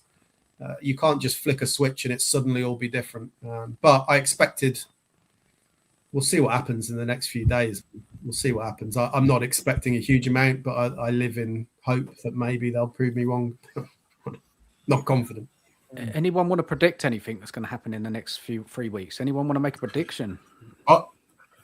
So again, living in Birmingham, I've got quite a few season ticket Villa fans, and I asked them about Lange. I said, "Look, what's the crack?" And he said, and he reeled off the players that he signed at Villa, and you might be surprised. He signed Ollie Watkins, Matty Cash, Martinez, Kamara, Bailey, Bundia, Duran, Danny Ings, and Diego Carlos. Now, Danny Ings was a poor signing, but I was surprised because I know, and maybe rightly so, a lot of the Spurs fans think, get rid of him, we should have kept Paratici. But if you look at a lot of that Villa team that have performed well this season, a lot of those players are the players that Lang brought in. He's got no charisma. I think he struggles in front of the camera for sure. But if he could repeat some of that success at Spurs, then we'd be delighted. But they also said that he keeps things very close to his chest. So there's no whispers, there's no kind of, ITKs, and all of a sudden there's a player. So he kind of said it's frustrating because you're desperately trying to get some kind of a scoop. But he said somehow he just works really, really quietly. So I think there'll be one or two that will come in, but I think it will be, sadly, a day or two before the end of the window. Okay, and do you think they're going to be players that the fan base are going to be happy with? Because you know what the fan base is like. It's very split on many players. Wouldn't it be great just to get a player in or two players in that everybody says that's it? That would be it, wouldn't it? Yeah, I think, as you say, I think it's almost impossible to kind of please the whole fan base. But I don't know. If they're a good player, what club's going to let them go in the last week of the transfer window? Yeah, it's problems, eh? Nige, you got any predictions for us, mate? What's going to happen? I think we will be. I think we'll be scraping around the last couple of days for loans and free transfers. I still think we get Robertson in. So I think I know Liverpool have said they've, is not on, but I think possibly they're waiting to bring somebody in, or why would you let them go a week before the window? You might as well just wait it out to the end, right, and see who they can get in. So I expect Robertson to sign still. I think we may get another player like that in the forward areas who I don't know. But I don't think we're going to be spending lots of money over the next week, which is really disappointing because I thought when Johnson went on the 1st of January that the owners were acting different. And I thought, this is a good sign. We're actually sending the player and getting good money for him. Maybe they are acting differently, but clearly they're not. On the 1st of January, when that happened, we were apparently in for Semenyo for 70 million. Where's that money gone? Like, what's happened to that 70 million for Semenyo? Like, I don't think we were ever really had a chance to sign them as soon as Liverpool, Man City were involved. But apparently we tried. Where's that 70 million gone all of a sudden? Yeah, Frank's always very particular, isn't he, guys? Frank's very particular who he wants, I've heard as well. I think it's an excuse, isn't it? Maybe. Got to take throw-ins, apparently, Dan. You got to be good at taking throw-ins. Fucking hell. Guys, look, it's mental, isn't it? That's because the football's so shit. It's the only way we can score a goal. That's why. And what, it's got to the point when that's the most exciting thing, isn't it? It's a long throw. Sorry, I'm only being honest, isn't it? It's dire, isn't it? Are we telling and these players are not to play this bad football? Do you know what does me, Dan? Do you know what does me? Just let me point. How did they manage that Borussia Dortmund? I know Borussia Dortmund were crap and they made us look decent on the night, especially in the first half. But I know players get a little bit more time on the ball against European sides, but surely not that much more time that we can look as much better as we did in the first half against Dortmund. And then 5 days later, first half was all right against Burnley. I didn't mind it, to be honest with you. Apart from the goal at the end, I thought we was dominant. But second half, it just reverted back to norm again, didn't it? And I just can't understand. I don't get it. I didn't know if one of you could tell me why we looked so good on Tuesday, but then second half against Burnley, it just all fell away again. I don't know. Yeah, got a point, man. Why? How can it's been like that in some games where we played well in periods? We never played the game well for 2 halves under Frank, have we? We've had a couple of good halves here and there. But so We haven't done that for years, have we? A couple of things about the Dortmund game, though. One pro and one against. I was shocked by Dortmund's tactics. I thought, have you not watched us play all season? It was like they were setting up to, can you set up to give Spurs the maximum opportunity of winning this game? I'm like, what? No one scouted us, because if you just press us a little bit, we'll fall apart. They didn't do that. So that kind of gave us a bit more of an opportunity to play well. But on the slightly more defensive side, in terms of defending how we played in that game, I didn't think there was any issue with the second half. I don't get people going, it was the second half performance was disgraceful. We were 2 up. I said at half time to the guy I sit next to, the best outcome here is the most boring 45 minutes possible. There's no point going gung-ho for another goal and risking more injuries when you've got no players. Also, potentially risking leaving yourselves open at the back. If you can shut down the game successfully, and we actually did for once, Dortmund offered nothing at all against 10 men. So I don't subscribe to that criticism of the second half, but that's not a criticism, Chris. I was just wondering why when they was generally in the ascendancy. Do you know? I understand what you're saying, mate. I understand what you're saying. That wasn't what you were saying. That was just generally what I heard across sort of Spurs YouTube. Yeah. So these players, they can turn it on sometimes. Yeah, they can play well sometimes. Sometimes they've got ability. Sometimes they haven't. The consistency's not there, of course. But, I don't know what the hell we're doing. How do we play? Do we press? Do we counter-attack? I'm lost. I don't know. All the games I've seen, I don't know what we're trying to achieve here. Obviously we're leading goal scorers of set pieces now, right, guys? Is that right? Yeah. That's something going well. That's it. What's that? I think Arsenal is still a long way ahead of us. No, I heard a stat today where they're leading. Scored the most goals from. I think maybe it's from corners, not set pieces. I don't know. Sure about it. On the Dortmund one, though, when I joined, I can't remember whether it was Mark or Nige was saying about the players. And I think this is exactly what I think it was Nige, what the players do. They will give you a little bit here and there of suddenly playing well. And that's what kind of average, mediocre players do, right? They'll play well in short bursts and then they'll fall away, even within the same game sometimes, but certainly from one game to the next. But at the moment, depending on what your opinion is, people will use that to go.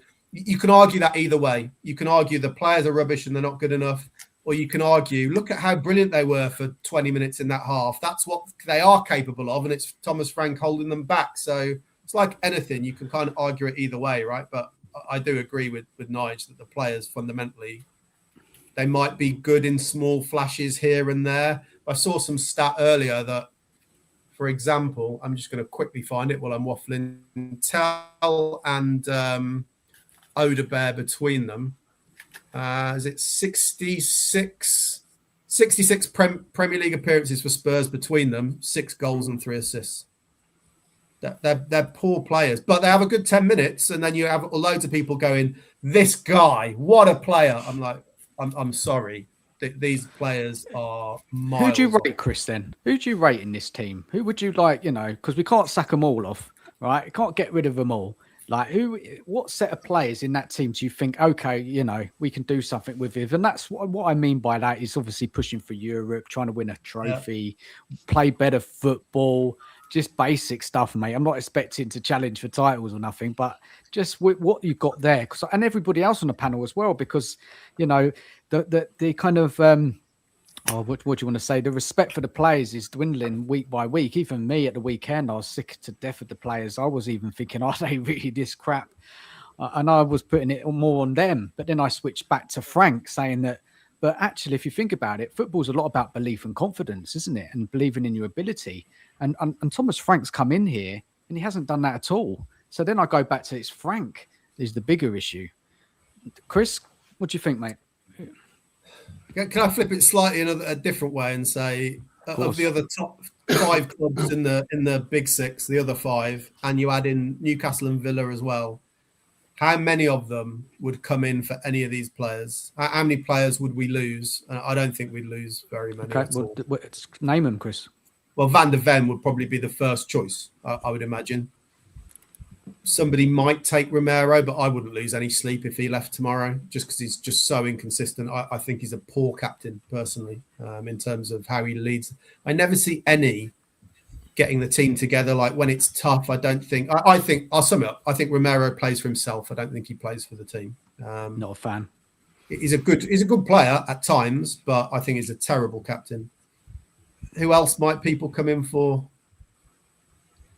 I don't know. I mean, I like Palhinha because I think he brings. I think we should make him permanent, because even if we brought in someone who's better than Palhinha, I think if you're going to be top 3 or 4, which is a long way from us, you need a player in that position who can do what Palhinha does plus more, which a Declan Rice or someone like that can do. But we're miles away from that. So Palhinha at the moment for me would be a first choice midfielder. But even if we brought in someone else, to have him as your sub for 25 million or whatever it is, and to have his influence around the dressing room of someone, you can see that it matters to Palhinha, like when he scores and his just general behaviour on the pitch. So I'm in favour of him. Somebody would probably take him. Past that, I don't know how many of these players anyone's taking, mate, to be honest. So you really don't rate the squad, and this is it. Fan opinion, isn't it? Because I rate much more than you. And Depends what you mean by rate. Like, some of them are all right. Decent players. They're good players. We've got good players. You know, when people say we've got shit players, I think what they mean is they're average. Yeah, because they're not shit, are they? A lot of them are internationals. I mean, I don't think they're shit. Some of them you could say, but do you know what I mean, Chris, when I say that? Because a lot of people just say they're shit. The same question though, Dan. How many of them are really as much as us, the fan base, we love to big up and say these players are generational, and what? How many of them are really getting into a Villa team or any of the others? So you think 3? That's it, yeah, 3 or 4. Well, I'm not even sure that they would get in. Probably Van de Ven would get in the Villa team. I'm not sure. Now, another way of looking at it as well, of course, from back, we want to get back to where we were, right? Towards the top end of the table. Challenging for leagues would be lovely, but going deep into competitions, fine. When did we do that? We did that under Poch. How many of these players get into that team? Anyone else want to go on about the players? Anyone else who rates in this team? Because I rate quite a few, to be honest. I think there's obviously some I'd definitely get rid of, but I think we've got some good players. I do. I just think we're just badly managed, badly coached. One thing you can go back to as well with the Pochettino team is when they took over, people were saying the same thing about a lot of those players, weren't they? Like Shearwood had like Ericsson on the left wing, and like Vertonghen had attitude problems in that Liverpool game and stuff. And you know, suddenly a new manager comes in. You've seen it at Man United as well. Kobe Mainoo couldn't get a game. Suddenly he started 2 games in a row in Man United. He looks unbelievable. Like things can change really quickly. So yeah, it's a difficult one. I definitely Billy, then. Are you willing to share to the panel and to the chat? You have to obviously look at that. You have to start with Van de Ven and Romero. I think they're the only 2 players that are a shoe-in for quality, and I agree with Romero. He's been very disappointing this season for me.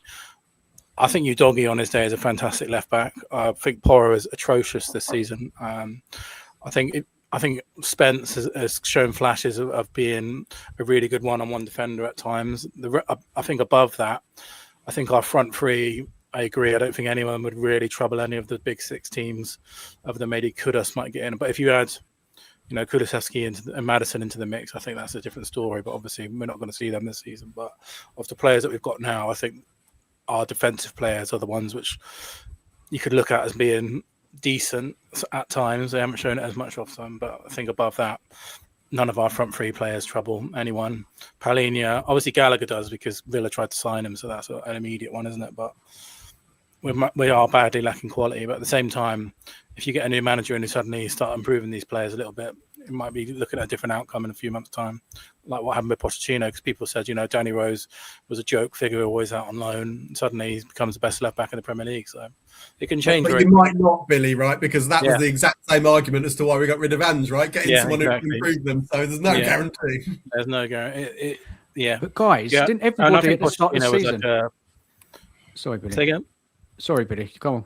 I know. I think what I think Cookie said at the beginning. I think Pochettino was just everything just clicked at the right time for everyone, didn't it? Like we just had everything in the right place at the right time, probably by accident, but I don't think we can probably repeat that again because it was a once in a generation situation and we fumbled it by not backing him properly and sacked him at the first time of trouble. And we've been trying to recover that ever since and got nowhere near it. A lot of people at the start of the season were predicting top 8, weren't they? Maybe mid-table, some. Not many. No one I'd sort of said top 4 or 5. And now we're 14th. Matt, what's your opinion on the squad? And then we'll go to Nige and Cookie. Yeah, I think it's we've got players that have moments in games, but they don't have the consistency over 90 minutes, and that's what we've bought. You know, the problem is Odegaard was signed when Son was still there, and he was almost going to be like his understudy, but I think the problem is when you then sell Son and then you promote Odegaard to be your first choice wide attacker, who's only had one season in the Premier League at Burnley. That's when you get the inconsistency. Tal was an enigma at Bayern Munich. They didn't quite know what position to play him. We came along, and I think it was just a player to get off their books. So I think we've got a lot of players that have moments. We don't have established footballers until recently. Now Gallagher's come in, Paulinho's come in, Kudus has come in. These are oven-ready players. So I don't subscribe to, I don't expect anything this season because of the players we've got. I don't subscribe to that at all. I'm not saying that it should be a top 4 club, but we certainly should not be 14th in the Premier League. We should not be losing at home to West Ham, which from my recollections is probably the worst West Ham team I can remember in 8 or 9 years. So I just don't see how Sunderland, these teams are performing more consistently than us. You know, I go through the teams and I look at the players and I think, you know, would I swap that Sunderland player for him? No, I wouldn't. You know, I'm not convinced. I'm not convinced that with this manager. So for me, the blame has to go around. I agree with that, but he should be getting more out of this squad. Where's the clipboard? Where's the masterclass YouTube programs that he was doing? We haven't seen that. We haven't seen that versatility. I was just expecting more. Yeah. Okay. So you do rate some players then, yeah? How many was that? Yep. Would you say, Matt? Udogie. I think Spence, he's one of them players you just got to keep on to. I think he can easily, he's got such a laid back persona. You got to keep on to him all the time. I like Van der Ven. Romero, I think, you know, he's got a red card in him, but I like Romero. I'd swap the goalie. I think the goalie needs to be upgraded. So 4 out of the 5. I think between Porro and Spence, I think that those are 2 able right backs. I think Porro's had a bad season, but I think those are 2 able right backs. I like Udogie in midfield. I like Paulinho. I like Basuma. He's another one. I think he needs a clip round the ear every now and again, but I think Basuma is a solid Premier League midfielder. I don't think he's a earth shatterer, but I think he's a solid Premier League midfielder. And I think Solanke would be great with another. I'd have loved him with Kane. I think he would have been brilliant with Harry Kane to do all the work and all the ugly stuff and rotate with Kane. Kudus, I'd like him to score more goals, but I think he's a talent. I'm not sure about Xavi Simons. I'm not sure. Big question mark on Xavi Simons. I'm going to use the league table next for Cookie. Tell me, Cookie. Tell me, you know, these squads are above us in the league. You know, are they better than us, Cookie? Tell me, talk me through them. Just ones you want to say. You wouldn't have thought so, Dan, would you? Name who? And well, Palace, Brighton have used the data system for a long, long time, haven't they? But would you say they're better than our squad players? No, you wouldn't have thought so. Even Fulham, Everton, Sunderland, up to Brentford. Really, not including Newcastle. I think Newcastle are better than us. They're just going through a tough time at the moment. You know, we should. There's no doubt, Dan, we should be higher than we are with these players. Yeah, I've got no doubt about that, because most of them have been here.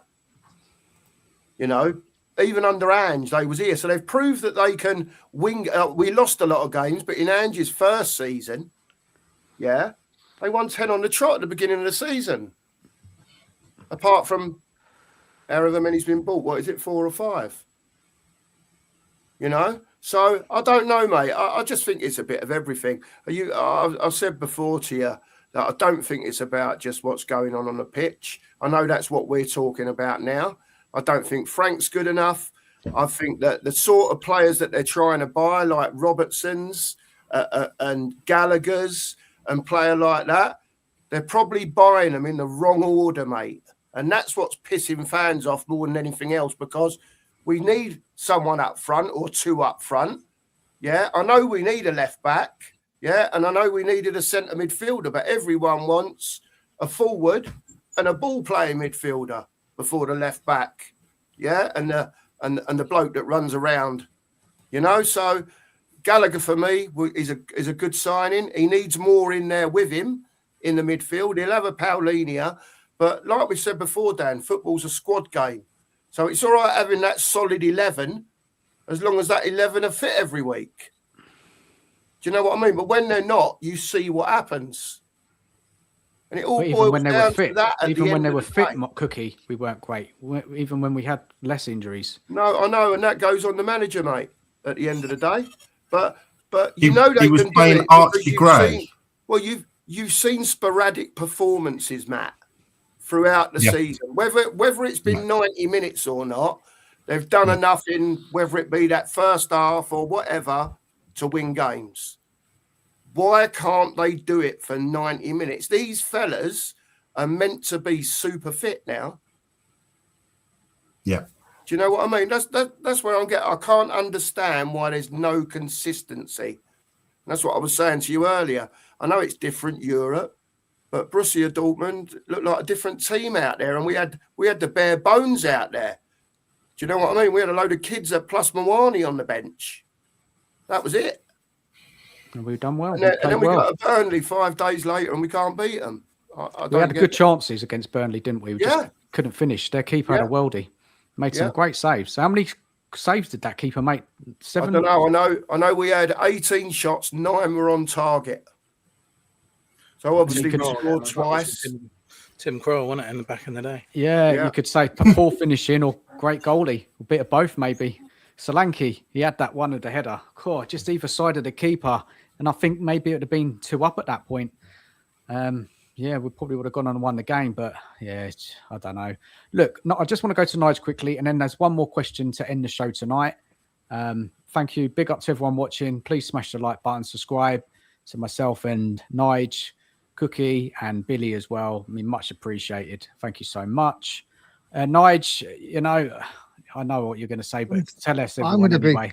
Keep it really simple. For me, Van der Ven, Paulinia are the only 2 consistent players we have. I feel like the rest of the squad is a squad of Jermaine Genuses. On their day can be fantastic, but have 1 good game and 7 poor ones.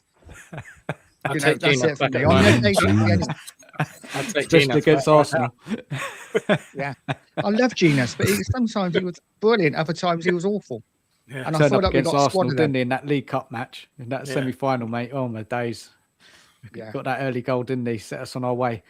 Oh, guys, we could do with some of those players back in the day. Defoe's, Carrick's. Oh, we've had some talented players over the years. Look, let's go to the final question of the night, and then anybody can say anything else before we kind of wrap the show up. It's kind of really about us as fans, and obviously the team desperately needs the fans to get behind them, right? And it is a desperate situation, right? The team need our support. Whatever you think of the manager, whatever you think of Enoch, we've got to get behind the team. So how do supporters balance back in the club while also demanding accountability? Because I'll tell you what, guys, it is toxic in that stadium at home and away at the moment. the boos, the chanting. I mean, against Burnley, it was an absolute joke. I mean, Chris, you weren't there, were you, Chris? I don't think. Were you there? I had a ticket, but I wasn't there. No. Probably said everything. But we all heard they're taking the piss out of the manager. They're joining in songs with the Burnley fans. So, guys, you know, let's go with Billy. You can start off with that one, mate. It's a difficult balancing act, isn't it? Yeah, it is, mate. And I think what's interesting is the scenes that we saw after Burnley. I don't understand. I don't see a world where a manager can really survive that. I think it's only going to get worse. If we get beat against Man City, the home games are going to start to get that toxic as well. And I've made no secret of the fact that I want Thomas Frank out. But I found those videos of him walking past Burnley fans a bit uncomfortable, like on a human level. Like, and I don't particularly like the guy. I think, you know, he seems like a nice enough guy off the pitch and everything like that. But being subjected to that kind of, I just don't see how you can survive it. I think it's only going to get worse as well with the fixture we got coming up. And I think once the home crowd will continue to be as toxic as that. I mean, I was certain he was going after West Ham. He stuck by him. Probably the same will happen this week. He'll probably win tomorrow, then get beat against Man City, and then we'll be back to square one. So I don't know. At the beginning of the games, the fans get behind the team, right? Yeah. It's just when it starts going to pot. And, that's it. They turn quickly. Yeah, someone said at the beginning, didn't they, about being a pantomime? I think they're right. Like, it is a bit like a pantomime at the moment, isn't it? Like, people are almost white. No, it's not. I think people were at that Dortmund game with the knives out, ready to get him gone, weren't they? But he won. I think everyone was going to that Dortmund game, expecting him to his last ever game, and he come out and won it. So he's just about doing enough to stay alive, isn't he? Like that Romero equaliser. I don't think he'd be our manager if he lost that Burnley game. He'd be gone. I'm certain of that. I don't know Billy anymore. Honestly, mate, he's like a cat. He's got 9 lives, this man. Honestly, I really don't know. And Chris, go to you, mate. What does he go on about in press conferences, mate? Can you make any sense of what he talks about? Yeah, he's not massively helped himself. But I tell you the biggest thing that frustrates me with Frank's probably different to everyone else. Like, on the field is crap, but I'll apply the same as I did with Ange, which Ange massively lost me when I felt he started just gaslighting people in press conferences and come out of things saying, remember when we lost 4-2 at Wolves and it was like, oh, we played excellent. And I'm like, what are you watching? Like, and I think we've got there. So when Frank started, I thought, this is a guy I want to listen to. This is a guy who's saying exactly what I've just seen on the pitch. And that's where I didn't overreact to things like we're going to lose games because, well, we are going to lose games. And I even sort of think he's right when he was talking about us being a Champions League club, but not a Champions League team. I got no issue with that. But the last few games, when he started to say things like, we haven't had 2 bad performances in a row, not really sure that is true. And then he starts to say things like, you know, we're so close to something great. And I'm like, I don't know what you're watching anymore. So, but I think that's a very typical journey of managers because you have a honeymoon period when you come in where you can be honest and go, it's all shit because you're blaming it basically on the guy before you, right? But there comes a point where you've been in so long that no longer has credibility. So either you carry on going, it's shit, but now it's your fault. If you don't want it to be your fault, you've got to change what you're saying and then try and pretend that it's not that bad. It's exactly what Ange did. My best mate's a United fan. Exactly what Eric Ten Hag did. Came in, all this refreshing honesty about, no, it's not good enough. We need to raise standards. And by the end, it's like, no, we were great. I'm like, no, you weren't. And that's what's happening now. That's my biggest concern. I think I don't want my manager to start bullshitting me. And I do think that's beginning to happen. So difficult. Yeah, I don't get him. He says in the last 8 games we've played well, and I can't see it. I can't see we've played well. Both say Burnley could say we created chances, but it's not good enough, is it? We didn't win the game. We nearly lost it. We're really so close to losing that game. It's just, and they ain't won for 13 matches. What's the other team? Bournemouth ain't won for 10 or 11. Then West Ham. We're just a gift that keeps giving, Matt. You know, it's also Burnley as well, right? So when you are playing well, I think we have to agree that we did play okay. Yeah. but that's a bit different. If we'd have gone to the Emirates and played like that and okay, then you can have a bit more faith in that. And hold on a minute, we've just done that against Arsenal. Yeah, that's It's it, Chris, Burnley. exactly. It's Burnley. We should be, ability-wise, player-wise, we should be, creating all the chances, winning that game. I'm sorry, I know a lot of people don't rate the players, but come on. The money we spent on this squad compared to Burnley, I mean, it's just a completely different level. And Burnley in that second half played some good football, They did. They cut us open a few times, and we don't play like that, do we? It's not coached into this side. Matt, just following on to you, mate, about kind of, supporting the team in these hard times, or anything else you want to add? Yeah, listen, I always want Spurs to win, in any game, even the Man City, the we lose, so Man City win the league. I still wanted Spurs to win that game, and this weekend, as much as I dislike the Arsenal, I still want us to win the weekend against Man City. I think I agree with Billy and one or two others. I think it's really apparent how the fans have now turned against Frank, and there was a period where they were turning against the players as well. But I think the snippets I've seen, they were still clapping the players. The moment Frank went towards the fans, that turned to a boo. So I think whatever he's selling, the fans aren't buying anymore.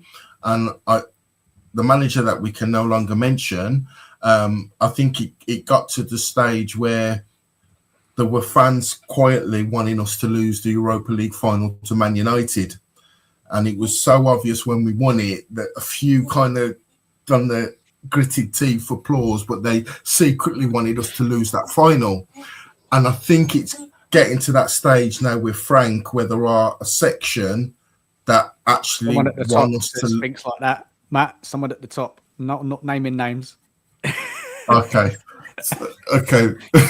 But yeah, so I think we've got to that stage in 6 months with Frank, where I think win or lose, I don't think the fans are buying him anymore. So I just can only see this ending one way. So hopefully they'll still cheer the fans on, and I don't like any manager to get the abuse that he seems to be getting when he's walking over to them to applaud them. But yeah, I think he's a dead man walking. Thanks, Matt. And over to Cookie. Oh, let me say bye actually to Cookie. Final words from you, mate, and Billy as well, because I know you guys have got to jump. And then we're going to close the show down very soon. Cookie, any final words before we send you on your way? No, I just want the club to do better in general, Dan. I've said it, Nige knows, it breaks my heart, mate. And people might not think it's that serious, but these people are not at White Hart Lane anymore. They've built a massive stadium, right? And like I said earlier, I almost feel like the football's being diluted, mate. And to be quite honest with you, at the moment, from what I saw the other week, I don't even want to go and watch it. I wouldn't go and pay to watch it again because I think it's substandard. And I some people will call me arse now. I think everyone, not just the club, but I think the fans as well have to raise the standards, including me, right? Including me.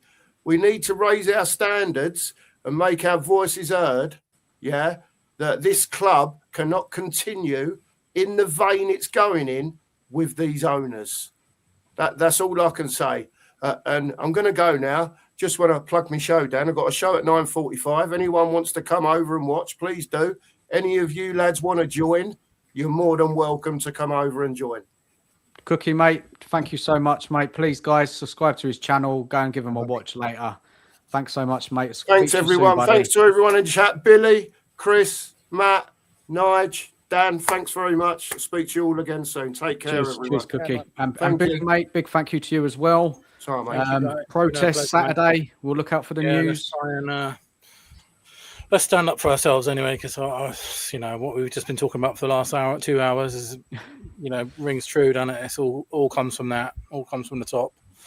And let's hope one day we're free of this and coming on shows talking about a Premier League winning team. But who knows? Look, One I'm day going in to keep distant driving it future. out there, Billy, on the channel. What's going on, the news, any videos I do, I'm going to put it. I did a video this morning. I put the links to everything in there for people to go to if they want to take action against the club, and I'll just keep pushing out the Amazing. Thank message you as much as I can. Love talking to this panel as well. It's been class, mate. So let's do it again. Cheers, Billy, mate. Thanks so much. Take care of yourself, buddy. Yeah. See you later. Just over to you, Nige, and then we'll wrap it up. Supporting the team in this time. We've been talking a lot tonight about managers' fault, players' fault. Everyone needs to take a slice of the pie. It's partly the manager, partly the players, partly the board, partly maybe definitely not the fans, but we've got to do better as a fan base as well. We do turn maybe too easy at times. I think we all need to take a slice of the pie. Hopefully soon we will get our Spurs back. Listen, we love them regardless, right? Win, lose or draw, we still love them. We still come back for more. So maybe not Chris so much. But yeah, we will be back. Look, guys, thank you so much for joining us all. It's just been, look, we all got stuff we want to get off our chest. We're all miserable. We're unhappy. I think we've had a good old chat tonight. It's been good. It's been a good show. It's only going to get harder, I'm afraid, in the next month. So yeah, I don't know how you as a fan will cope with it. Will you switch off? Will you not watch it?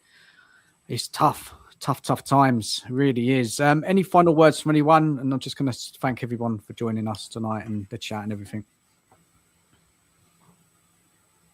I'll just say that what this guy keeps saying in the chat is absolute nonsense about more dividends for owners. I don't think they've paid out dividends for 20 years or something, but so that's complete. I don't But this is what happens, isn't it? We get frustrated and then things just fire off in all directions, whether they're actually got any validity to them or not, because people are frustrated and they just want to air that in one way or another. But yeah, my worry is I don't really disagree in many ways, probably, Matt, with what you're saying massively. Like, I'm not here advocating Frank's the greatest manager and he's done loads of great things. My focus and worry more is about, fine, it's not going well, but what alternative are we putting on the table? Because it's like the old Mick McCarthy meme, isn't it? And can it carry on being this bad? It can. So, what would happen if we got rid of him and then we appoint someone who's even worse? And it's with these guys in charge running the club, you can't rule that one out. So who knows? Look, we'll see what happens. Might get a bit of respite Wednesday, and then it's City. What time's that game Sunday, guys? Against City? I think it's 4:30. It's the late game, I think. And they're going to be motivated, isn't it? After Arsenal dropping points, they're going to take this as a massive opportunity to win at Spurs. Their record there's not fantastic. I think they won their last season. Spurs don't win at home. I dread to think what's going to happen. I know City are not in the best of forms, but on their day, they've just got so much quality, haven't they? And I think for me, Dan, I think how he's forming that, we're pretty good when we score the first goal. How his system is set up, it's a very pragmatic style of football, and I think he's better when he's 1-0 up and then teams come out and then he can hit them on the break.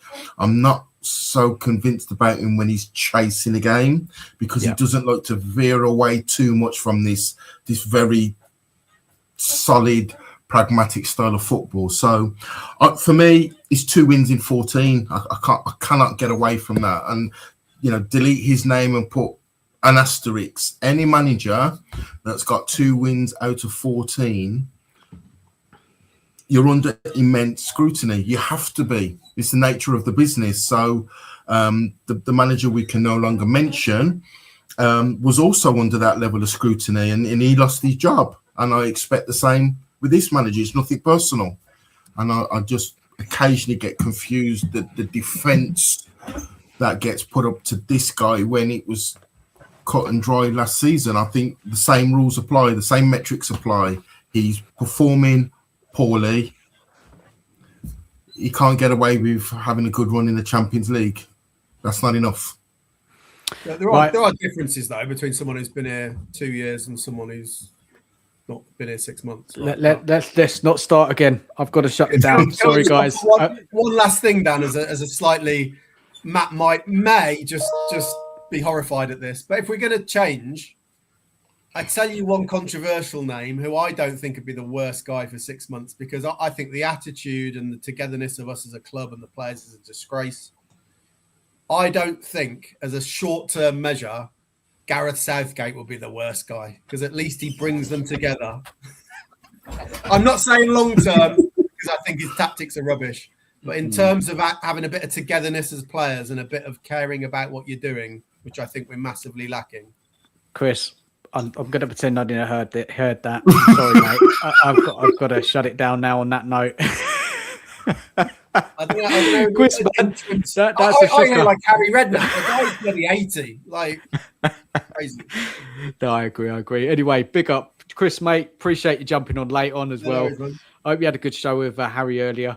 And Matt, thank you as well, mate. Nige, thank you so much. Billy and Mark. And please subscribe to Nige's channel as well. Thank you so much. And big up to everyone who's stayed tuned throughout the whole show. Much appreciated. And if you could smash the like on the way out, it would really help us. And take care of yourselves. And we'll be back at some point to talk about this shit show of a club. Good night, everyone. Thank you so much. Take care. And as always, come on, you Spurs.